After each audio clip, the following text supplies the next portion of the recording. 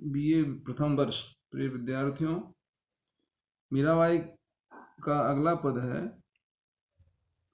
राणा जी थे क्यों ने राखू महासु बैर, थे तो राणा जी माने इसरा लागो, ज्यों बिरछन में कैर, महल अटारी हम सब त्याग्यो थारो शहर, काजल टीकी हम सब त्याग्या भगवी चादर पहर, थारे रुसिया राणा कुछ नहीं बिगड़े, अब हरि किन्हा महर, मीरा के प्रभु गिरधर नागर अमृत कर दियो जहर। थे मतलब तुमसे, है ना, मुझसे, क्यों न क्यों कर, महासु मुझसे, इसरा मतलब इस प्रकार, कैर कहते हैं करील के वृक्ष को, शहर मतलब नगर, महर मतलब कृपा, दया, अमृत मतलब अमृत। इसमें मीरा ने अपनी मनोगत भावनाओं को व्यक्त किया है। वो इस बात का अनुभव करती हैं कि राणा जी उनसे व्यर्थ ही ईर्ष्या करते हैं। वो राणा को संबोधित करते हुए कहती है, राणा जी थे क्यों ने राखो महासु बैर, हे राणा आप व्यर्थ ही मुझसे बैर भाव रखते हो, क्यों रखते हो। संकेत यह है कि मेरे में तो आपके प्रति कोई विद्वेष है ही नहीं, फिर आप मेरी भक्ति भावना को देखकर या अन्य किसी कारण से मेरे प्रति ऐसा बैर भाव क्यों रख रहे हो। इसी कारण फिर कह रहे हैं, थे राणा जी माने इसरा लागो, हे राणा आप तो मुझे इस प्रकार लगते हो ज्यों बिरछन में कैर। इसमें मीरा ने उदाहरण अलंकार का प्रयोग किया है। इसमें कह रहे हैं, ज्यों बिरछन में कैर, आप मुझे ऐसे प्रतीत होते हैं, ऐसे लगते हैं जैसे वृक्षों में कैर का, अर्थात जिस प्रकार कैर का वृक्ष कटीला, पत्र पुष्प विहीन और झाड़ झंखार से युक्त होता है, हर किसी को उसके कांटे चुभ जाने से वह कष्टदायी होता है, वैसे ही आप मुझे इसी प्रकार से लगते हैं। तो कैर के उदाहरण द्वारा जो राणा का व्यवहार मीरा को ऐसे चुभता था, ऐसे दुखता था, जैसे कैर के वृक्ष का कांटा लोगों को चुभता है, ये उदाहरण के रूप में मीरा ने प्रस्तुत किया है। अगली पंक्ति में कह रहे हैं, महल अटारी हम सब त्याग्या, आपसे पूर्णतः मेरा संबंध विच्छेद हो चुका है ना। महल अटारी हम सब त्याग्या, त्याग्यो थारो शहर, और वैधव्य होने के कारण, विधवा होने के कारण मैंने संपूर्ण श्रृंगार प्रसाधनों को त्याग दिया है। अर्थात मैंने महल अटारी आदि सभी को त्याग ही दिया, छोड़ ही दिया। इतना ही नहीं, मैंने जब वैधव अवस्था को प्राप्त करने के कारण काजल टीका अन्य समस्त साधन, श्रृंगार प्रसाधन और सौभाग्य के चिन्ह छोड़ दिए हैं। फिर कह रहे हैं, काजल टीकी हम सब त्यागी, महल अटारी को छोड़कर आपके सर को मैं छोड़ चुकी हूं, काजल टीकी हम सब त्याग्या,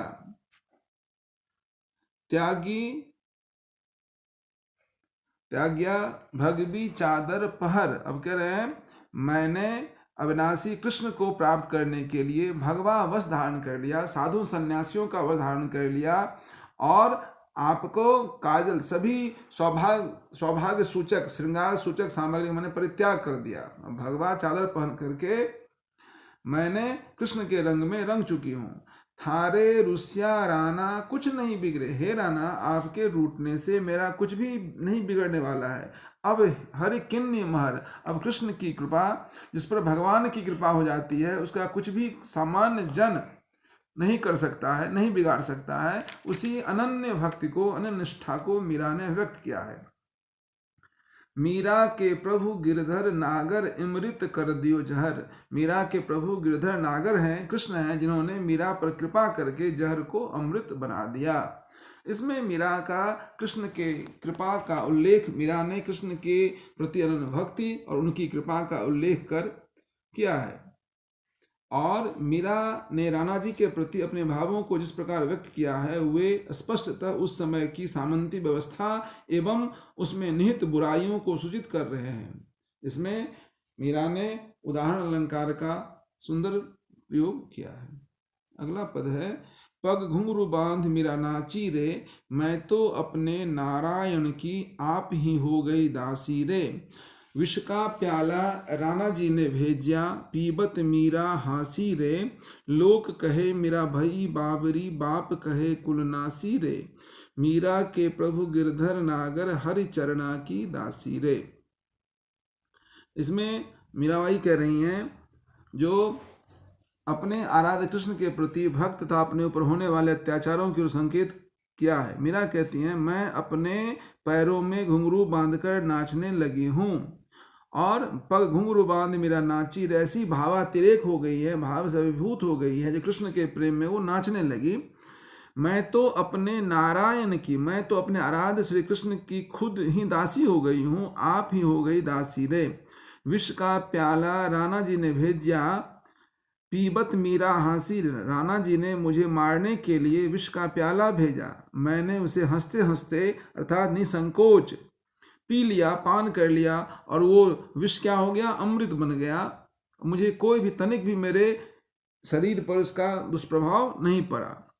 लोग कहे मेरा भई बाबरी, बाप कहे कुलनासी रे। जिस समय मीरा ने कृष्ण को अपनाया, उस समय बहुत बड़ी बात थी, उस समय की समाज को, परिवेश को, समाज को देखते हुए। तो मीरा कह रही है, लोग कहे मेरा भई बाबरी। लोग तो ये कहते हैं जो मीरा बाबली हो गई है, पगली हो गई है। बाप कहे कुलनासी रे, और बाप अपने कुटुंबजन सब ये कहते हैं, क्योंकि वो लोग लाज को छोड़ दी थी। पिता कहते हैं, यह तो मीरा कुलनाशनी हो गई है, कुल की मर्यादा को, कुल में कलम के रूप में है। मीरा के प्रभु गिरधर नागर, मीरा के प्रभु कृष्ण गिरधर नागर है, हरि चरणों की दासी रे। मीरा कहती है, मैं अपने आराध्य गिरधर नागर के चरणों की दासी हूँ। मीरा ने लोक मर्यादा का कुछ भी ख्याल नहीं रखा, उन्हें किसी प्रकार की परवाह नहीं थी। उन्होंने तो एकमात्र कृष्ण को ही अपना सब कुछ मान लिया था। इसमें वंश मर्यादा एवं जात बिरादरी की हीन विचारधारा की वंजना हुई है, जिसका मीरा ने खुलकर विद्रोह किया। अगला पद है, राणा जी थे जहर दियो महजानी, जैसे कंचन तहत अगिन में निकसत वाड़ा वाणी। लोक लाज कुलकान जगत की, दई बहाय जस पानी। अपने घर का पर्दा कर ले मन अबला बौरानी। तरकस तीर लाग्यो मेरे हियरे, गरक गयो सनकानी। सब संतन पर तन मन वारो, चरण कमल लपटानी। मीरा को प्रभु राख लई हैं, दास आपनी जानी। बाड़ावानी कहते हैं जो खरा सोना, बौरानी मतलब पागल, दीवानी, गरक गयो मतलब गहरा घाव कर गया, सनकानी मतलब पागल सी हो गई है। इस पद में मीरा द्वारा राणा जी को लाना देती हुई श्री कृष्ण को शरण में जाने का भावपूर्ण वर्णन किया गया। कह रहे हैं, राणा थे जहर दियो मेरे जान, हे राणा आपने मुझे मारने विष का प्याला दिया था।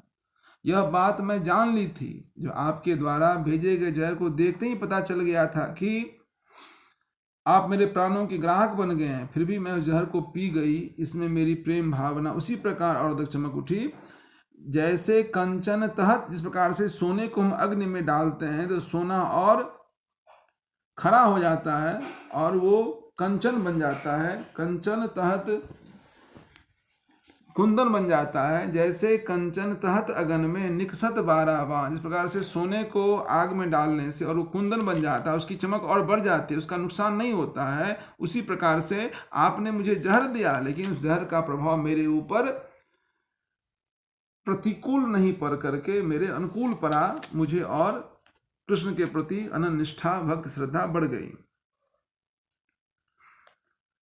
फिर कह रहे हैं, लोक लाज कुलकान जगत की, दई बहा जस पान। मैंने कृष्ण के प्रेम के लिए लोक लाज और कुल की मर्यादा को पानी की तरह बहा दिया, उसका तनिक भी परवाह नहीं किया। अपने घर की पर्दा कर ले मैं अबला बौरान। हे राणा, यदि आपको पर्दा करवाना है तो रानी से करवाइए, मैं तो कृष्ण के प्रेम की दीवानी हूँ। मेरे हृदय में कृष्ण के प्रति अनन्य श्रद्धा, निष्ठा, भक्ति है। अपने घर के बहुओं को, बेटियों को पर्दा करवा लीजिए, मैं पर्दा में रहने वाली नहीं हूँ। मैं अबला बौरान, मैं तो कृष्ण के प्रेम में पागल हो गई हूँ, दीवानी हो गई हूँ। तरकस तीर लगियो मेरे हियरे, गरक गयो सनकान। मेरे हृदय में कृष्ण प्रेम रूपी तरकस से छूटा हुआ बाण लग गया है, यह बाण बहुत ही गहरा चला गया है उसने मेरे मर्म को भेद दिया है, उससे घायल होकर मैं पागल सी हो गई हूँ, और मैंने अपना तन मन सब कुछ उन पे न्यौछावर कर दिया है। अतः आप के द्वारा कितना भी प्रताड़ित किया जाए, मुझे उसका कुछ भी मेरे प्रभाव नहीं पड़ने वाला है। सब संतन पर तन मन बारो चरण कमल लपटान। मैंने अपना तन मन सब कुछ संतों पर निछावर कर दिया, और मैं अपने प्रियतम कृष्ण के चरणों से लिपट गई हूँ। मीरा को प्रभु राख लई हैं दास अपनी जान। मीरा कहती हैं, हे प्रभु गिरधर नागर कृष्ण, मुझे अपनी दासी समझकर ही स्वीकार कर लीजिए। इसमें भी मीरा ने कृष्ण के प्रति अपनी अनन्य भक्ति एवं निष्ठा का, एकनिष्ठ प्रेम का भाव प्रकट किया है। हो गई तब उसे पारिवारिक जीवन से क्या लेना देना, इस चीज को इसमें व्यक्त किया गया है।